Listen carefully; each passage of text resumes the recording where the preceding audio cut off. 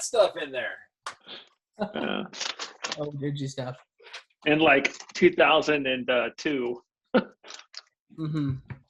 Hey, Luke. Yeah, Kevin. How long are we trying to make this thing? I'd say 4 hours. Yeah, 4 hours. If we could do like 45 minutes, I think for some people we've been doing a half hour, but I think Bobby's story is so cool that we can go longer. And if we do go to an hour, like definitely down for that as well. But, again, just like noticing, like gauging what, audience has been looking for, something a little bit shorter. But I'd say like 45 to an hour though, especially with Bobby, because his story is so sick. And I think this is going to be something that really gets broadcasted out all over. No pressure. No pressure. So yeah. Okay. And then Luke, you're still the host. So like, yeah, I'll ask questions, but it's like, you're the captain, I'm just like co-pilot, dude. Just like, yeah, totally. I'm doing. Kevin's kind of the Todd Richards. Yeah. And, whoa. Yeah. And that's what I was. I forget what the guy's name is who, Pat Summerall.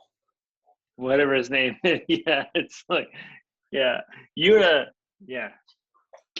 running the shit, dude.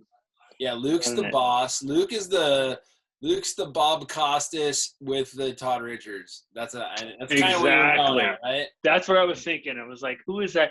But Pat Pinard. I wouldn't his last name. Yeah, right. And actually, that's kind of the formula you've been running. Yeah, like you run it, and it's like a skate person that kind of Jamie knows, but Jamie's like your dude, right? Yeah. That can help ask insightful questions to guests. Yeah. Yeah, that's great. Like Bart Connors or something. Mm-hmm. Remember Bart something? Back in the 80s, he was like a gymnast, and he knew flipping and stuff, so they brought him in to commentate on snowboard stuff anytime it was on the TV in the 90s. No, I don't remember that at all. Yeah. He was like a gymnast. But I always thought it was funny. They're like, these guys flip. Well, you know what's funny? Within my snowboarding career, I didn't really pay attention to the sport so much.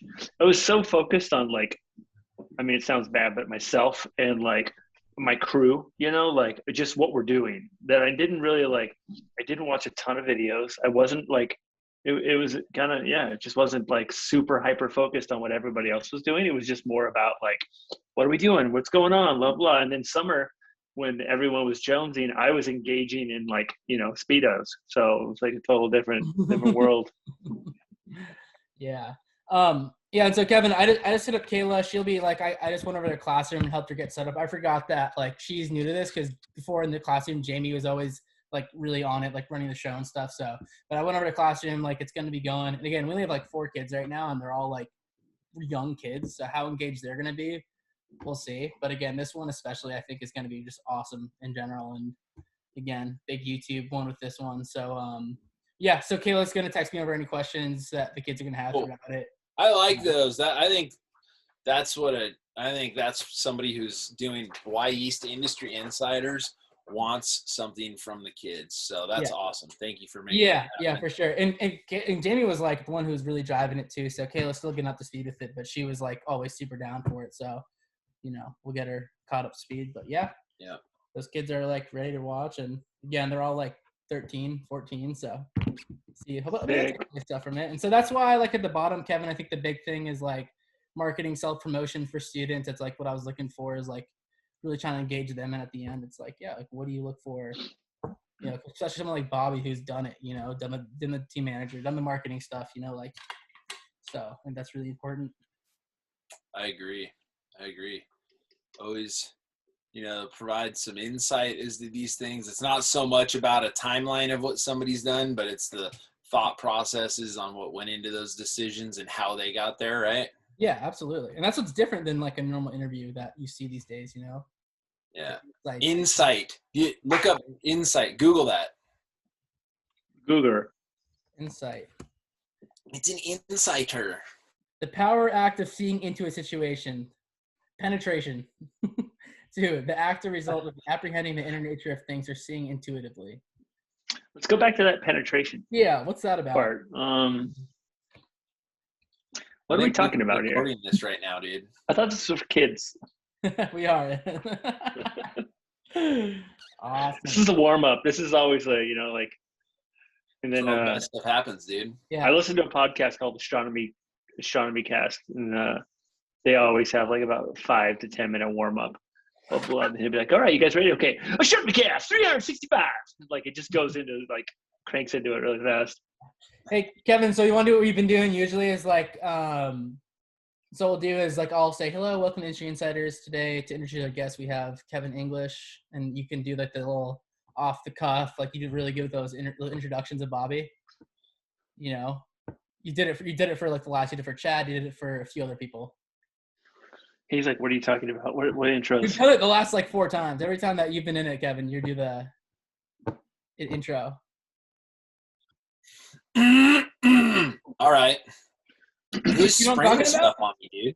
I always think I'm a co-pilot, and then you're like, dude. This is what we've been doing the last like 4 times, dude. I thought this isn't a surprise. You think I would remember? Yeah. Aren't you this dude? That's what you're here for, right? You gotta stop drinking so much, dude. I know, dude. I'm murdering my thirst. Sponsor call out. Product placement. Got more, huh, buddy? Thanks. I'm gonna close the window. Hey, by the way, Kevin, for that for that like service, it is a monthly fee, but it's like $6 a month or something like that. Look at Bobby, dude. Always working. He's going for it. Dude, I got too much to fucking not work right now. Shit is happening.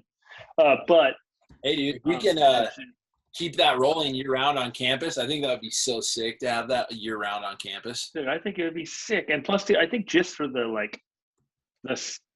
just the clout of it is sick enough to like keep it going. In Bob, right? Keep this in Bob year-round? Yeah, it'd be insane. Just move it in there. And they just keep supplying us with water.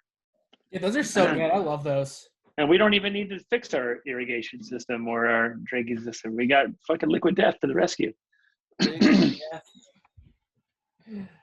Boy, thanks. All right. Integrated brand partnerships, Bobby. Like it. You better not be drinking a Monster, dude. Me? You're always drinking Monster. It's ridiculous. I actually drink Rockstar. Oh. And sometimes 80% of the time it's Nas. Nas. Those are the cans I usually see littering in the forest, like strewn about in the forest. Yeah. Yeah. I think it takes a specific breed of person to drink Nas. 100%. And leave it on the forest floor. Yeah, like our awesome construction workers who made all of our platforms. They were Nas drinkers, I believe. All right. Yeah, they were great. I'm gonna go live on Facebook in about 15 seconds. All right, and then I'll. Dude, can you give us a 3, 2, 1? I'll just say go because this thing is streamed a little behind. You know what I mean? Like it's like when you go live, it's like a little lagged behind. I guess it's kind of hard to. I hear you. Yeah, you understand. Okay, but Kevin, I totally get it. It's going live. I'll start us off. Well, this is weird. I can't do this. Welcome. Uh-oh, we're talking over each other.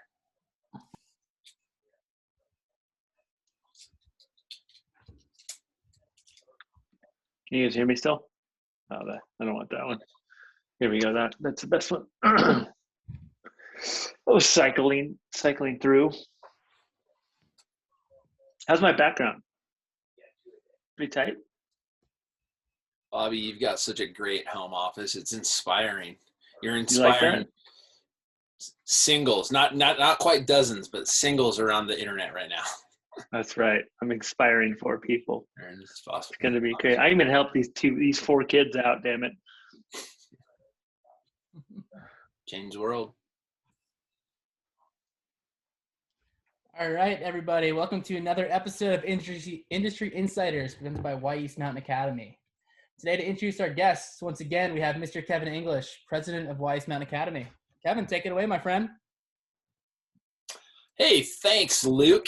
Thanks for that great opening, great introduction. Hello to everybody. I'm brought into this one because our guest here today, Mr. Bobby Meeks, is a guy I've known for 20 or more years. through snowboarding. I used to beat him consistently out on the slopes. Just kidding. And then I've known him as a friend and as his team manager and as a partner in business, all sorts of stuff for so long. Bobby Meeks, I know him as a pro snowboarder who I was first extremely intimidated to meet because he is such a accomplished person in snowboarding. And then I got to see Bobby Meeks on a skateboard as I was his team manager at K2 in photo shoots. And I've seen him on high dives, jumping off of 80-foot dives into 5 feet of water approximately.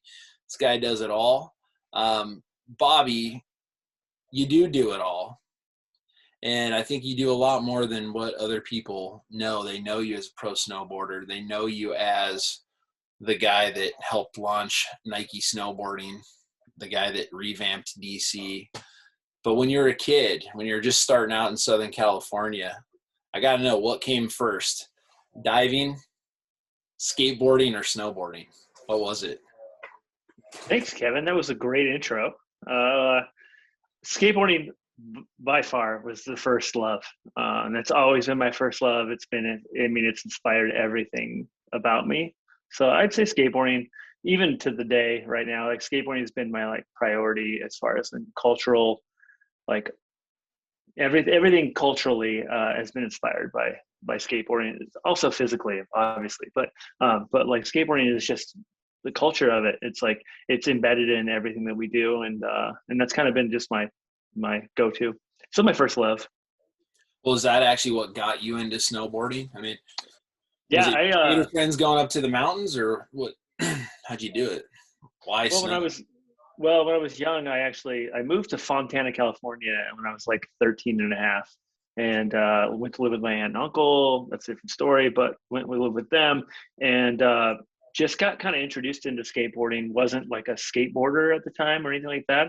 I mean, this is this is probably in the mid 80s, and so I just kind of picked it up with some friends, and I was that kid who couldn't get who didn't have any money, or my parents didn't support me or whatever, to a point where I didn't have a pro deck. I had the Nash, it's that's the board that I did. So right when we got skateboards, when I got into skateboarding, you were kind of embarrassed because all your friends and that, around you were all skating pro decks at the time, Powell, Peralta's, whatever, Rob Scops, whatever it was, they were skating that. And so we would take our, those who were underprivileged would take our skateboards, we'd get them at Nash, and we would just sand them down and just paint them or whatever, just because they had the same shapes as say some of the fancier skateboards, the legitimate skateboards.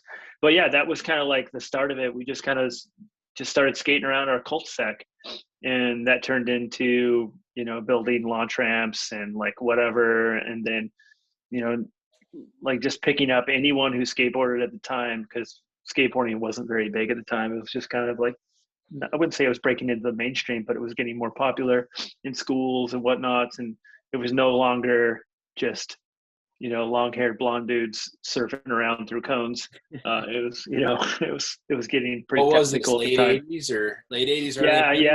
Yeah. It was mid to late 80s. Yeah. I graduated in 91, so yeah, it must have been mid 80s. But yeah, and that was kind of my first love. I just got that's all I did. I came home, escaped. Actually, I lived probably in this place called Southridge, which is about, say 10 miles, probably, something like that, maybe even more, from my school at the time. And I would just skate home, just through ditches and whatever, and just 90 to 100 degree weather, just skating every day as much as I could. A mode of transportation. Yeah, it's transportation. It was everything. It was I probably slept with my skateboard at some point. It was all I did, was skateboard. And I had some friends when I started when I went to junior, when I was in what was it? I was going to say junior college, but no.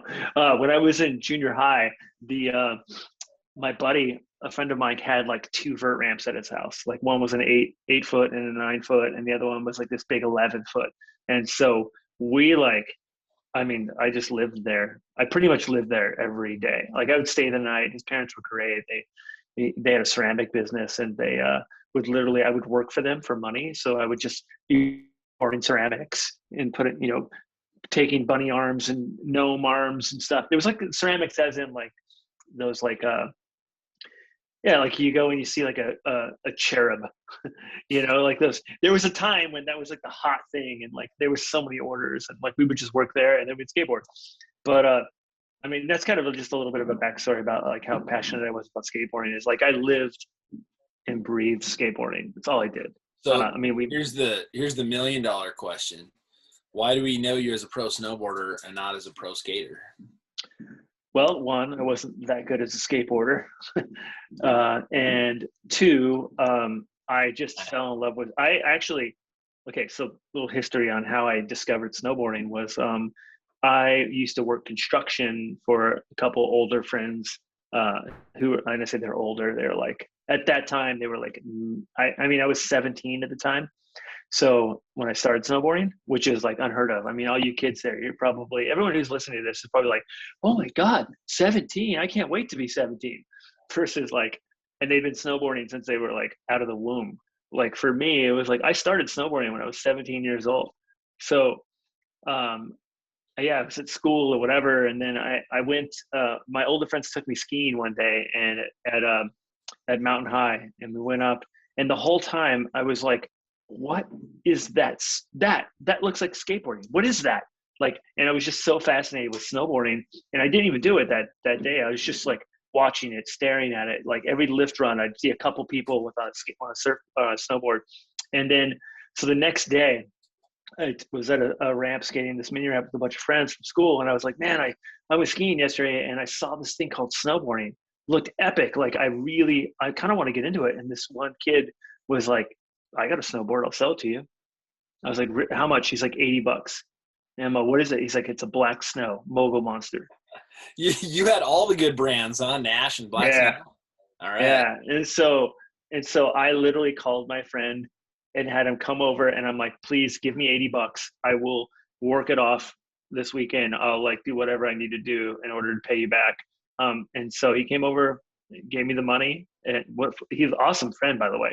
Came over, gave me the money, and then I bought the snowboard. Sorry, but and that's how it all started. I had this Black Snow, and then which was kind of funny.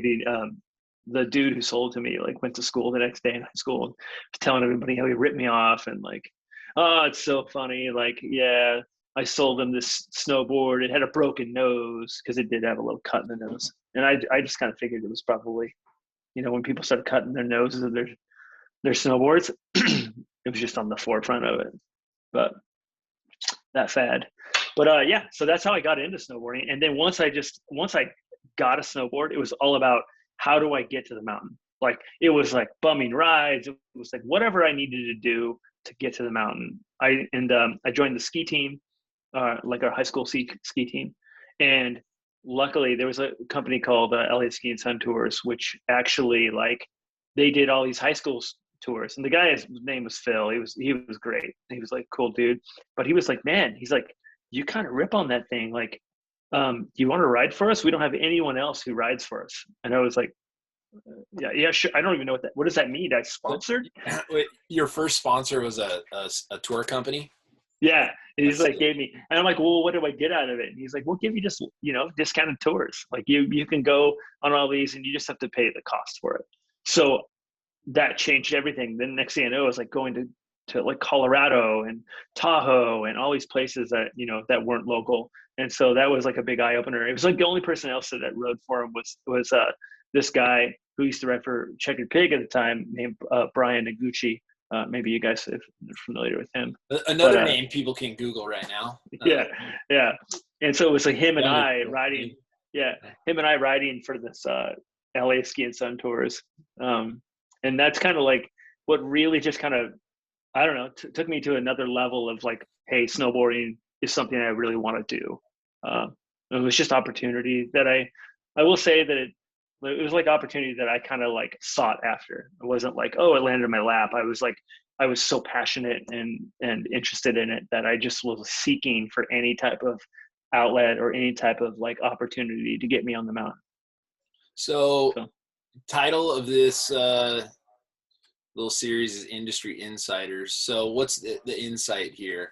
What, as you're starting to get sponsors, you know, looking back, you're the old pro vet who had a very long and successful career. What was it like? Why were people sponsoring you? I think, you know, when you're young and you just kind of see money and trips and free product, you kind of think that's what it is. Now that you're older, looking back, why were people coming to you and paying you to ride their product? Like, what's the gig all about? What was it then? And then I kind of want to know what you just came out of being a manager, you know, from the hiring side. So. Yeah, you kind of broke out a little bit on the end of that, but I'll fill in the blanks. But I think the biggest thing, I mean, in the simplest terms, is you're a billboard. Like that's as simple as it is. Like you are a billboard that's on the side of the freeway that like, and depending on how big that billboard is or how much attention it draws, that's why, you know, companies want to like give you product to, you know, it's all about like your attention, the personality, the gravity that you know, generate is what it comes down to. And like, if you're a ripping snowboarder, skateboarder, whatever you do, and you have a great personality in a sense of like, I mean, just if you're a ripper, people are going to look at you different. There's a level of it that you're like, holy crap, like this guy is really good. And how you develop that and mature throughout your, I wouldn't say career, but throughout your life is kind of like helps kind of give you new opportunities or new pathways to other opportunities, I'd say. So like example, like if you're a ripping skateboarder and you're just kind of a jerk, no one likes you, or you're like not really authentic and you know, maybe you're just only doing it for this and there's no real love in it that you can outwardly see, then, or passionate about it, like, and you just do it for just because you can or whatever. Like people don't really support that. They want to feel like connected to someone who's passionate about the same things that they're passionate about. So, yeah. So in a long story short, you're just kind of moving billboard, is why people want to sponsor you, and you're a representation of a brand. So like brands sponsor riders or athletes, however you want to call it, but they sponsor them because they're a great representation of their brand and an extension into a marketplace.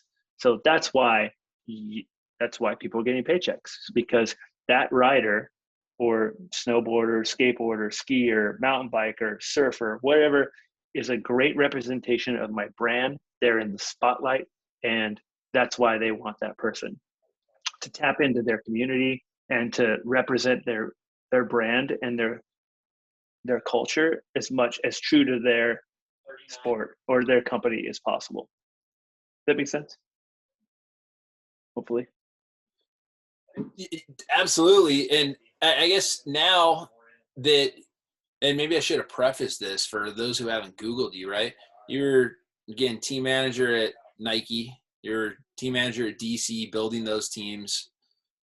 What would you go back and change? Like, I don't know how old were you? 20 when you really started getting paid? Like, what advice would you give yourself as a youngster that maybe you didn't understand?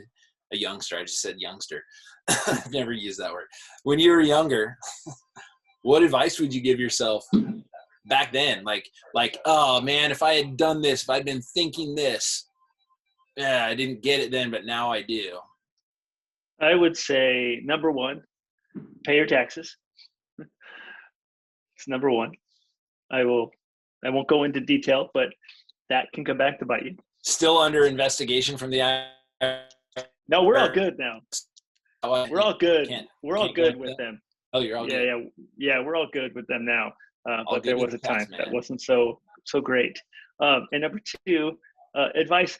I just think that, like, you know, it's funny. Like, you listen to like, well, what kind of advice? I mean, it's a difference. I always used to say my number one advice was to write to like have a diary, because, you know, every day, you know, every day that goes by, you're just like, certain memories are slipping away, and that's just the reality of it. Is like some people are gifted where they can remember quite a few things throughout their life, but when you start, like, especially when you start to travel, you start doing it so much, and it's like it starts to blend in, to be honest, and you start to go like, oh yeah, who was that, when was that, like. And so back then I would have said it was a diary, but now with Instagram and social, like every day is a diary day. So every day is a documentation day, so that's a little different. But I'd say the biggest thing is just like you have to understand that, like, it's not all personal in a way, in the sense of like it is a business. Like these brands, they have they have an overhead.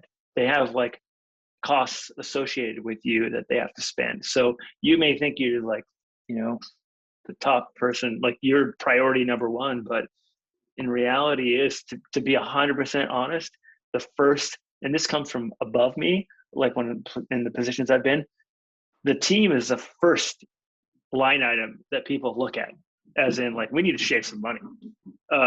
Let's talk about sports marketing. That's like the first thing, because there's most companies, unless they're writer or they've been spawned in the industry, they don't really understand. I mean, they can hire people, but eventually those people move on, and then you have to hire some, and they eventually end up going like, hey, we want to be bigger, we want to hit quarterlies, we want to go public or whatever. So that's just not really a normal kind of mindset in snowboarding or skateboarding or whatever. So I don't know, just, I guess in a long story short, like you just have to understand that this is a transaction in a way, and they're paying for your services. And so you need to approach it in a professional level. It's a little different nowadays. Like it used to be like, sorry kids, but you kind of miss the glory days of a lot of it, which is like you could get a paycheck for like back three, or like, you didn't have to really perform like to do anything that was like, oh, I got to do quad corks like to win this contest or whatever. Like that, those days are gone. Tab 5 and you're winning. Yeah. I mean, like those days aren't really around anymore. So like, I would say, like, in a certain sense of advice, and I'm rambling here, and I'm sorry, just because so much is going through my head, and I'm trying to relate it to, my experience with the new generation. Yeah, I'd say like my biggest advice is just, you just have to understand that. And once you understand that, you'll make better decisions, based on throughout your career, I think. And then I would say the number one thing beyond that is to just appreciate where you are, who you're with, where you're going. Like appreciation is number one, because not a lot of people get the opportunity that you do to like, or are going to be able to do, which is to travel the world, to meet people, to experience new cultures, different foods, and just be open-minded to a lot of new things, because it is really a blessing. Like I've traveled all over the world. Like I've been all over, and it's like to experience what I've experienced, like it's just been a blessing for me. Like I've really appreciated it. And there isn't a trip that goes by where I don't take a minute to like look out the window and go, or look around me and go like, wow, that water looks different. It's like that, the stars are different on this side of the planet. Like it's just really cool. So I would say just take your time to that moment on each one of those trips to really appreciate where you're at. Well, and I'll add a little something on you that you may not even see about yourself, that I've seen in those who make it. Again, you had a long career. I was your team manager and had to see your salary and see if we kept you or not.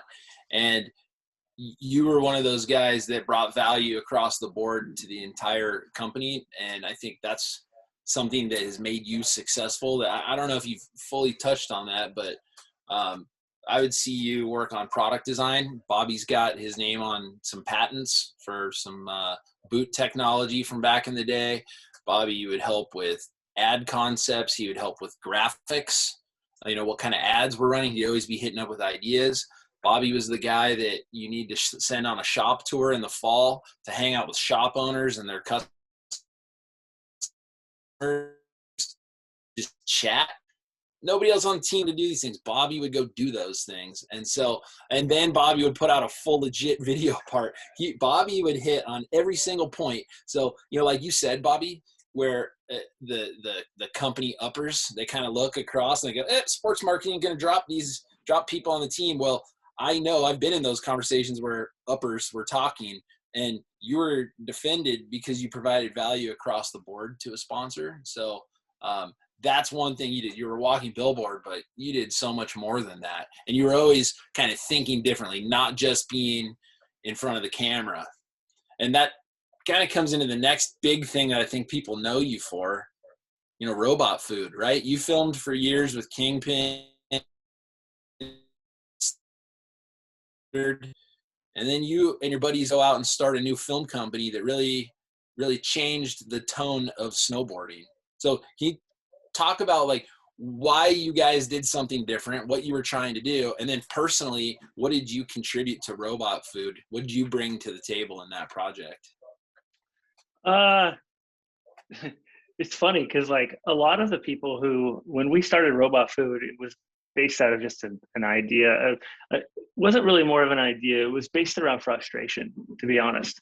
100% honest. We started Robot Food because we were frustrated with the creativity and being pigeonholed into, like, no disrespect to Standard Films, because they've had an amazing history and their footprint on snowboarding is undeniable what they do, but they kind of had a formula. And so like, we were just kind of at a certain point, we were a different generation when we were tired of being kind of plugged into this formula of like, hey, this is how it works. There's some butt rock music. You sit in you're out in the backcountry, and this is how it goes. And so we were just kind of like, just tired of it. It was like, and I apologize immediately for anyone that I forget on this. So if anyone's listening, it's not that you are forgotten from my heart, but just from the brain. But yeah, momentarily, which is like, we were, and I forget the year, but it was me, Jess Gibson, Yoni Makinen, UC Oxenden, Travis Parker, Chris Ingelsman, and maybe it was David. I think David was in there too. Benedict at this meeting. We had a meeting in Rick Scranton. It wasn't Rick Scranton. It was in Narvik. Not Narvik. Damn, what is it? It's like that's a bad name. No, we were in Norway, but Hemsedal. That's what it is. In Hemsedal, we were hitting these giant jumps in Hemsedal. They were like the biggest jumps I've ever hit in my life. And we just had this weird kind of meeting one day, and we were just like, what, let's talk about this. And credit to, and Pierre was there too. Credit to Pierre and Jess, who really drove, Jess Gibson, who filmed and edited along with Pierre. Those guys really drove like this idea of like, we can do our own thing. And so from a creative side, we were 100% on board. We were just like, yeah, man, let's take the plunge. And so, yeah, at that time, we didn't have a name or anything like that at that time. We just kind of were like, all right, next year, let's do this. And so we kind of like eventually became, I think Jess was the first one to approach us with a name of like, what do you guys think of a Robot Food? Because this, it's like food for robots. Like, that was like, we were kind of like, oh, yeah, all right, that sounds pretty cool. Where that yeah. name came from. Yeah, we didn't really, and he has a backstory on totally how it came from, I think. But like, I think that's, if my recollection is correct, that's kind of where it spawned from. And then like, and that was like in the summer. So during the summer, all of a sudden, like we were getting like just brainstorming around this like Robot Food thing. And so at one point, I remember it was like, I was living in Portland, and it was, I think it was Portland or Salt Lake. But Travis Parker and Louis Fountain were at my house one day, and we were like just kind of brainstorming, and we just came up with the idea of like, dude, let's build a robot. Why don't we build a robot? It's Robot Food. Let's build one. So we literally hopped in a car and drove to Home Depot, and just with a shopping cart, went down the aisle and went, yep, that'll work. This will work. And we're just pulling parts together to make this metal cardboard robot suit that we could wear. And it was just so funny. We like spent all day on it with a hot glue gun and like cutting metal and shears and all this in like my front yard. And then eventually we called up Jess. I remember when he completed it, and we were just like, Jess, and this was before like, you know, a photo phone, like I could send him photos of it, whatever. But we're like, hey, Jess, like, dude, we built a robot. And he's like, what? And we're like, yeah, we built a robot suit. It's super sick. And he was just like Debbie Downer kind of. He's like, what are we going to do with that? And we were like, I don't know. We're going to do something with it. Like, right? Like, he's like, can you snowboard in it? And we're like, no, unless you want to like cut a limb off or something. But if you ended up falling, but no, you can't. But I don't know. It was just like a weird thing on how it all came together, in the sense of like, we just all took parts of it, and we all just were excited and passionate about doing this thing. So we were like a team, right? It's like, I don't know, like a basketball team, like in a tournament. We were all working together towards one common goal. We were all excited and giving everything that we had to this one goal. And so, and David, super creative. Benedict was like insanely creative too. So he did a lot of the poster work. He did a lot of like just coming together with the posters. We had a big influence. Like a couple of us had big influences on song and music, like just, you know, a lot of the 80s and like indie culture, stuff like that. Like, I don't know, we just did it different. So for me, my contribution for that was part of the robot, the idea, the inception with those guys, and then building the robot, and then I created the logo for robot food. So one of my earlier pieces of work, just messing around with Illustrator, not really knowing what I was doing too much, but create a robot was like, get Jess Gibson over my shoulder going, oh yeah, that looks great. You know, like, let's do this. So and then that's, I don't know. Yeah. Then dude, that was like a crazy project. Like our first one, I didn't have a very good season that year. I got injured a lot and did a bunch of stuff. So I had just like this crappy little like ender part, like almost like a novelty, kind of like, yeah, he's in there.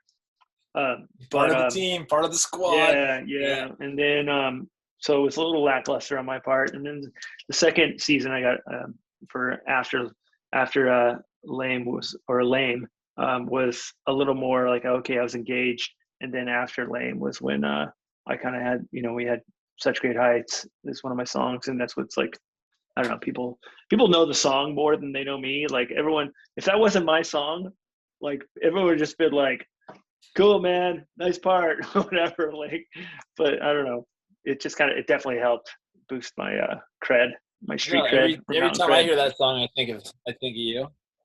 Yeah. That is, I think that's definitely associated with you for sure. In my head, it is. Yeah. For anybody interested, I'm going to be putting this sucker on eBay. It's a little lame. Bobby signed it to me. It is hand signed by Bobby Meeks. So if you see there, it says thanks for the flight to Finland. So start at like $9 and see what happens or something. So quick backstory on Kevin. Kevin was my team manager for K2 at the time, just brand new. After you interviewed me, yep. After I interviewed him, yeah. Yep. So we actually, I called him one day and I was like, hey man, and I mean, maybe I was manipulating it a little bit, but I was like, kind of like, hey, can you look at a flight for me? Can you look for a flight for me to Finland? And he was like, yeah, sure, I'll do that. I'm like, cool, right on. And I wasn't like, hey, like, can you pay for it or whatever? But I was just like, hey, do the groundwork for it. And so Kevin was like, all right, yeah, man, I'll get on it. And like, and finally, I guess he went to like Haley, who was the GM at the time, or whatever she was. But she's like, wait a second, why is Bobby flying to Finland? And you were like, I was so that's a good question. I was so green, but it's it's Bobby Meeks calling you, and you're just, you're there kind of facilitating these stars, and these guys were stars. Yeah. I grew up snowboarding thinking of Bobby Meeks as a big star, and now I'm supposedly his boss, his manager. And so I do what Bobby Meeks says, And so I think today, Bobby, they call that bullying or hazing or something. Oh, I bullied you. So Bobby Meeks, hashtag stop the bullying, Yeah. Right? Yeah, so I don't know. So like the robot, and back to the robot food thing was, I don't know. It's just like one of those amazing things, and it kind of goes back to appreciate it, right? So take the time to appreciate what you've done, where you're at, who you're with, because you never know what, you can step off this curb and get hit by a car and that was it. But like, I don't know. I've always just taken that appreciation, and I really just like that time in snowboarding was special for us, and I miss every bit of it. Like all those dudes traveling with those guys, the experiences. It's just one of those things where it's like, man, if I could do it all over again, you ask me like, what would I change? Not hardly anything. Like, a couple little tweaks here and there, but for the most, maybe I wouldn't have tried to land so flat on something or whatever. But like, for the most part, I'm like happy with my decisions. I'm comfortable with my life, and yeah. So what was that like? What that's the other thing for when you're starting out, you have all these dreams and the excitement of it, and then you have a career, and it always comes to an end at some point, right? So like, did you have a plan at the end of it? Was it a forced thing? Like, how did you get out of being in front of the camera to going to Beaverton and working for Nike? How'd that happen? Was that the plan, or was it just like a matter of circumstance? Well, once you've opened a door, there's more opportunity, right? So like, there's an opportunity for another door. So you've taken a path, you walk down that path, and you never know where it's going to lead you. So I will say that, like, I won't sit here and say that like, oh, I had to work for everything, or I had to do this. It's just like, you just, I don't know, you benefit from certain decisions along your career or along in your lifetime. And I feel like I benefited on making some smart decisions, like that, where I felt were more authentic decisions for me rather than smart. I mean, I've never been like a book smart type of guy. I'm always more of a common sense kind of dude and a creator. I'm more of a creative guy. And so don't have me do math or spelling. But so how it happened basically with my career was I knew the end was near. And because for one, I told myself always that I wasn't going to be milking it. And at the time, snowboarding, it's a different era. Like, snowboarders were like, I grew up in an era of snowboarding where when you were 29 years old, you were washed up. Like, you're old, like really old. And there's no way you're done. Like, you're too old for this sport. And so, but then if you were like, when you hit 30, you went from washed up to being an inspiration. So like, when I turned 30 years old, people were like, holy crap, you know how old that guy is? Like, did you see that back three? That was super sick. Like, right. And it just changed. And but nowadays, I mean, like, you look at someone like UC Oxenden, who just recently retired, like 2 years ago or something like that, maybe 3. But I mean, he was doing like switchback tens and like until he, hung up his boots. Like, it's insane. He's, into his. I still see Jeremy Jones pumping stuff out.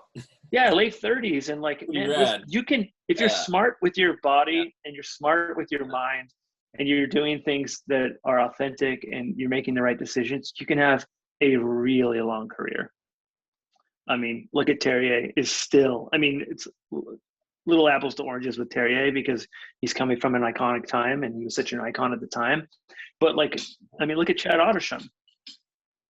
Dude, that dude is still crushing it. And he's still, he has his own snowboarding company, but he's still like basically a pro snowboarder, like, and living the dream every day. He's hiking, he's like skinning, or he's like, and Brian Iguchi and all these dudes who just continue to like, I won't say get paychecks. I mean, I'm going to say get paychecks, but they get paychecks for doing what they love, and they're still influencing people and inspiring generations. So if you're smart with how you do it, then that's what you can do nowadays. Back then, I was a little kind of like, I knew the end was coming, so I was waving the white flag in a sense. I was like, you know what? I'm kind of over it too. I was kind of mentally kind of burnt out on it, and I didn't know what I wanted to do. I felt like I wanted to. I've always been really creative, and I was like, I want to be a graphic designer. That's what I want to do. then I realized that if I was a graphic designer, I would never leave my computer, and it would be too insane. The transition from traveling all over the world to traveling to only to the bathroom in the office, or to maybe a half an hour lunch break wasn't the best route for my mental stability. And inspiration. So I ultimately landed on marketing. And it's funny because like I was working with, I was writing for M6 at the time, Mission 6. It's an old defunct clothing outerwear company. And they were like, hey, you're kind of like, you're a team. We want you to be our like marketing man. We want you to do marketing for us, but we also want you to still ride for us. So you want to be this like hybrid role. And he's like, and I was like, okay, yeah. I mean, I want to get into marketing. I want to learn how to do this stuff, and I know it's coming, so I'm down.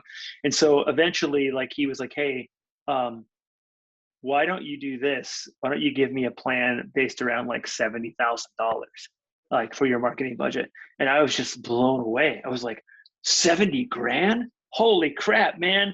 Like that's a lot of money. Okay. What does that include? All right, so it includes a team salary. All right, cool. Okay, so it includes print ads, which by the way were huge back then. So, all right, so that's like, okay, that's gonna be 30 right there. And you ultimately, all of a sudden, you're not even through all your line items, and you're like, wait a minute, I'm already like 50 grand over budget. Really? How are you guys doing this?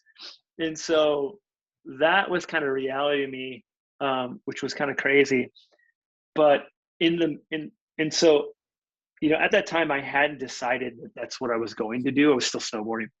But then ultimately my contract was up for K2, and I got a call from, I think it was Ryan Runke or something. And he was like, hey man, things are tight now. And, you know, we're not going to re-sign you. We're not going to re-sign your contract. We're not going to renew it. And so I was like, oh, okay, well, it's not really a end of the world thing. I mean, I could go out and get another contract and just try and work for it. But ultimately in my mind and my heart, I knew it was kind of done. And so I kind of hung up, and I was just kind of like, you know, I'm done. I'm done with it. And I literally, I'm not joking. I shed a tear, and I had a little bit like a teary eye, and I cried a little bit. And I was just like, wow, because that was such an impactful time in my life. And I was moving to the next chapter.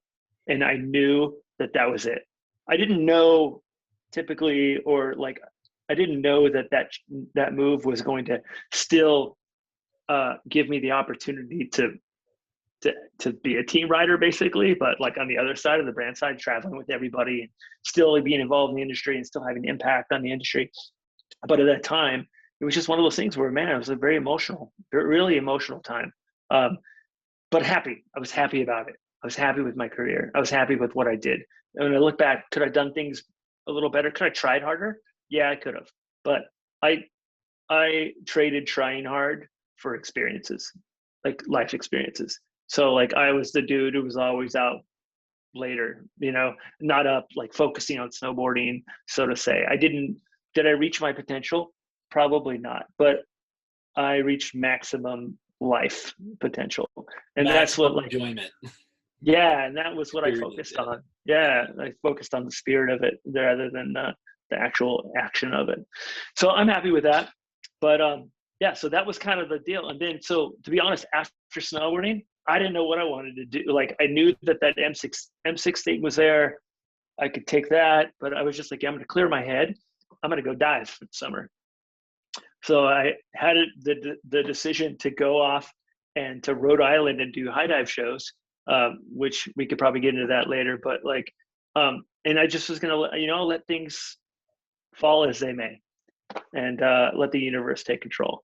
And so while I was in Rhode Island, I got a call from Nemo, this guy Nick, who was like, "Hey, we have an opportunity. Nike is looking for somebody to do grassroots stuff in Southern California." And all you have to do is go skateboarding at skate parks with kids and give out stickers and shoes and report back and get send photos and like promote this brand, one of their new Nike brands called 6.0. Like it's all you have to do. And it's like, it pays like $5,000 a month. And I was like, okay, sure.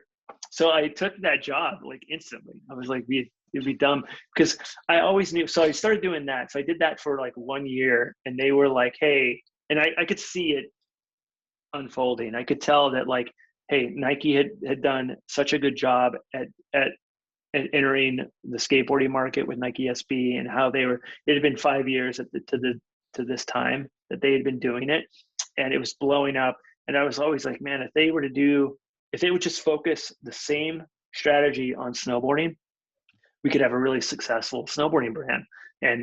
And so they saw me as an opportunity, and I saw them as an opportunity, and it just kind of worked out in a sense of like, I was already there. I was the person they needed. They were the brand I needed. And it really kind of was just a really cool, yeah, like I said, like opportunities, present other opportunities. And that's what kind of happened. So, yeah, next thing I know, I was building the team for Nike snowboarding. I was learning how to do marketing. I was learning like, everything about like business. And, I didn't go to college. I barely made it. Well, I would say I barely made it out of high school because I was pretty good towards my later years in school but like, I just wasn't focused on that. And so I was just so focused on snowboarding. And for me to be able to continue that at a company like Nike and get the opportunity to learn, which was like, I couldn't have paid for that education. Like, it was amazing. And they were super patient with me. They were just like, yeah, this is your project. This is your other project, and like, I gradually made my way and navigated through like, now to learn PowerPoint decks and like build marketing strategies and calendars and budgets and like all of the stuff that kind of, wasn't learned in school for me. It was learned about hitting the ground running at a big company that believed in me. Do you think Nike was used to kind of onboarding ex-pro athletes into an office environment? I mean, are they doing that in basketball, soccer, all these other ones where they kind of understand? Because, I think you and I have probably both seen, like, people have a hard time transitioning maybe from being a pro athlete to office work environment. Like, do you think they had kind of applied some of that to? I would say. Or is that just the environment? Because I'd always, I'm seeing with Nike, pretty intense environment. Well, I would say it's twofold in a way, because I don't believe that Nike they're not getting like pro athletes and converting them into office jocks. Like, that's just not the way. Like, they're getting college athletes who are educated, who have, went through their whole, and then have transitioned from, I played, soccer for, I don't know, whoever, for 4 years or whatever, and then I found myself at a job at Nike doing like whatever. So I don't think it was completely. But one thing that Sandy Bodecker always said is like, hey, like, you can always take one of these cultural like people like myself or whoever that's from the culture and teach them how to do the office work. You can teach them the marketing strategies and all this other stuff, but you can't do it the other way. You can't have somebody who's doesn't come from the culture, wasn't born into it.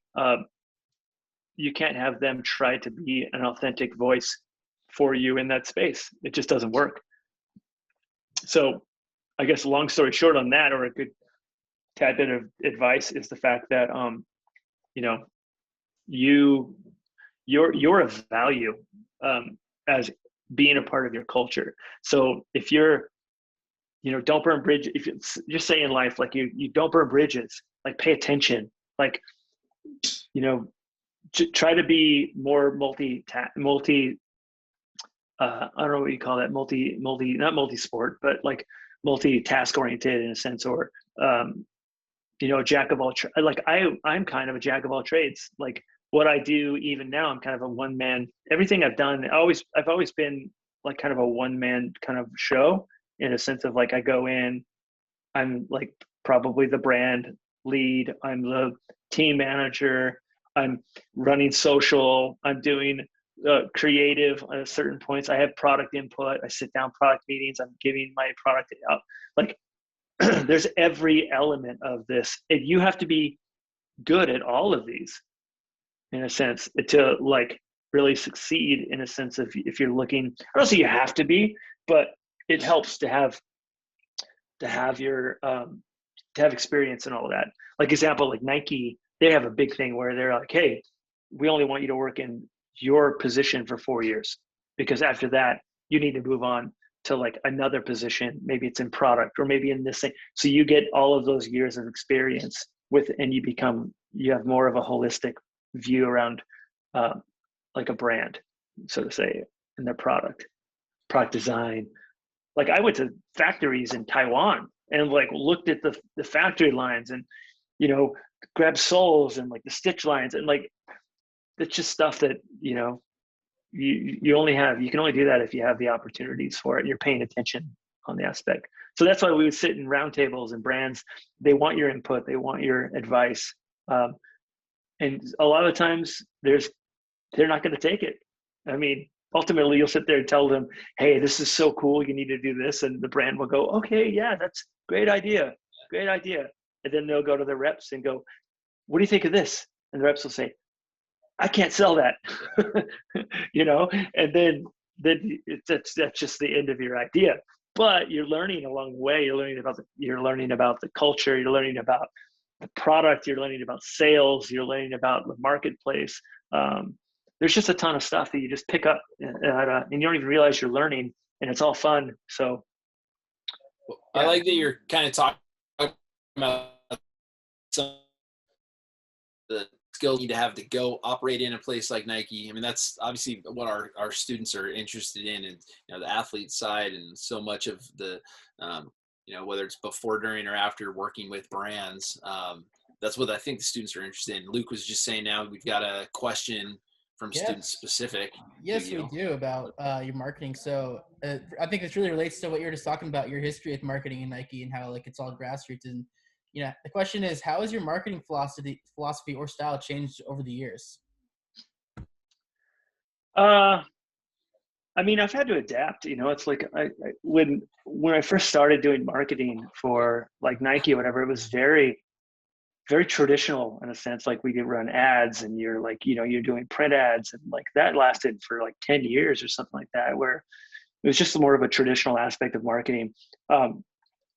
Now I've had to adapt a little bit and learn more about, say, like the digital side of things, and be like, hey, you know, we have to, you know, you have to adapt or die in a way. And so like, you know, a lot of it's become faster paced marketing strategies, things that are more real time and less produced, which is kind of an interesting thing, because there's a balance between just putting stuff out and putting stuff out that you're really proud of. And I think a lot of the times you can get mixed up with like, you get caught up with this fact of like, hey, you need to get it out. You need to get it out. Okay, you do need to get it out, but is it something you're going to be proud of? And I think ultimately, like, that's what I always strive for, in a sense of, am I going to be proud with this? Is my consumer going to be, and I hate to say consumer, but like that's ultimately what the word is, because it doesn't seem very personable, but consumer, like, are they going to appreciate this in a way? And I kind of just like, you have to ask yourself that. And I think for what I've learned along the lines is like, you have to be authentic. You have to be 100% real. If you're trying to stick a round peg in a square hole, it's not going to work. And yeah, you have to, one thing that I've also like, I hang my hat on, which is, I don't come in and try to like demand this is how things go. I like to work with a team. I like to get ideas. I'm much older most of the time than a lot of the consumers that are in our space. So I really try to lean on my team and like people that are like, and make educated decisions based on that I feel are authentic for the brand, authentic for like just everything. And authenticity is what I strive for. And just to be proud of what I'm delivering. So I don't know if that really answers everything, but that's how I've had to shift, is just more real time, more just raw, like which is crazy, because you're like, you want to like spend an hour tweaking this photo or this video, and spend all this time, and it has to be like this. And then ultimately, like, you post it, and then 5 minutes later, it's buried in your feed of like 100 photos down, you know? So a little bit more is like, it's just being like, hey, awesome. This is great. Do I like it? Yes. Move on. Do I like it? Yes. Move on. And another thing too is just ultimately always keeping your goal in mind of trying to be like, what is your goal? Like ultimately, what are your goals? And then just making sure that everything that you do is going to take you one step closer to those goals. So I think as we kind of round this thing out, again, to get back to the students and I think really why we're doing this, you look at high school kids now, kids want to make the life. You've kind of lived the ideal, right? From being a pro athlete to working with the best brands. What's the inspiring closer speech, Bobby? What is it that people really need to be thinking about to kind of make your reality theirs, or some, altered version of it? Well, I think ultimately if I had to say what success, I guess sum up my success is basically like, well, I don't know. I'm gonna compound word, well, not compound words, but it'll probably be a couple stages. One is passion, like being able to be really passionate and dedicated to what you love to do. So you're passionate, you're dedicated, and then and you're authentic. And I would also say that like you have to be mindful of like being burning bridges. Don't be an asshole, and like you have to understand that like people working with people, I don't know, it's just like weird, really weird. It's like some people can come in and say like, yeah, this is how it goes. Not really. I mean, like you can say, hey guys, I kind of think this is how it should go. What's your guys' opinion? Like, oh, you have to be interested in what the other people's opinions are and being able to work with somebody. And I guess that kind of goes back into being don't be a jerk, so to say, which is like, man, you're going to work with a team you're going to work with somebody no matter what throughout your whole life. And sure, maybe right now all you think about is yourself and like, I'm whatever, but like you're going to work with people in very tight spaces. You're going to be in experiences with people that you never thought you would experience with. You're also going to go on trips probably with people you don't even like, really.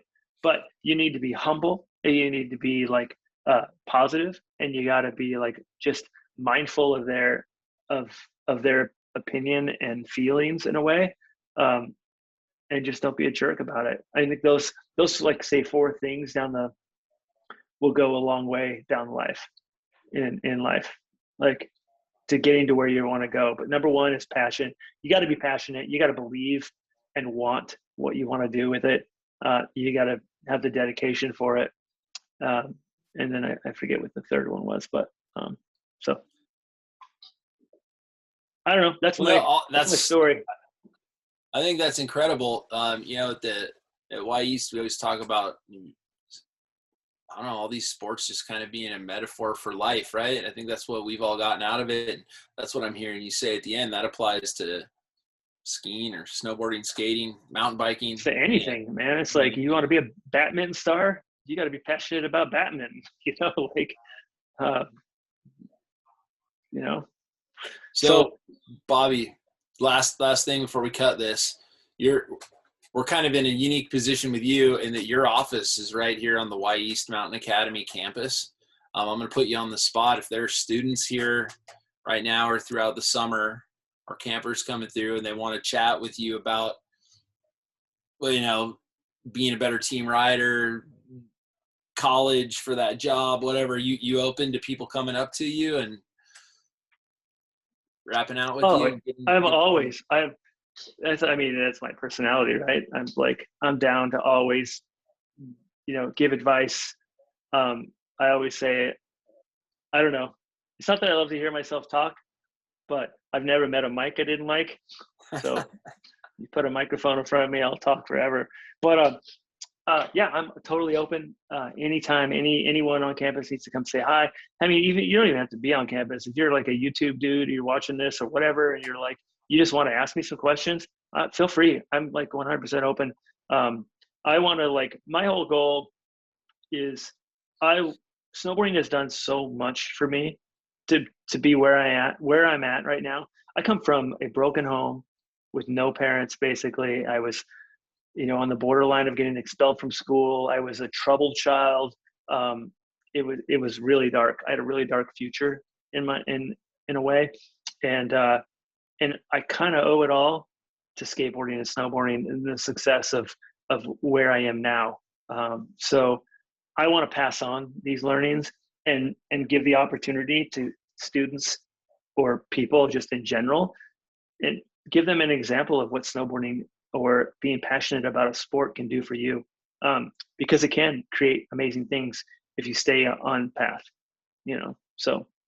I love that. And you have such an incredible story. You say you've never met a Mike that you don't like. Well, I've never met somebody who doesn't like you. And I think that, goes to show why you've had such a great career, on snow and at an office desk and stuff. So anyways, thanks so much. Thanks for allowing a future dialogue to happen with anybody who's, just wants to chat with you. I always have a pocket of ones. That's why people love me. I just kind of give out, hey, what's up? And here's $1. What's up? It's $1. Say good things about me. Wait, here's $1. Yeah, but thanks, guys. But thanks for having me. I'm excited. Well, I'm in my basement right now. My man cave. But I'll be at the office starting tomorrow. See you there. Thank you so much, Bobby. Appreciate it. Yeah, no problem. Again, if anyone has any questions, feel free to stop by, and let's chat. See you guys.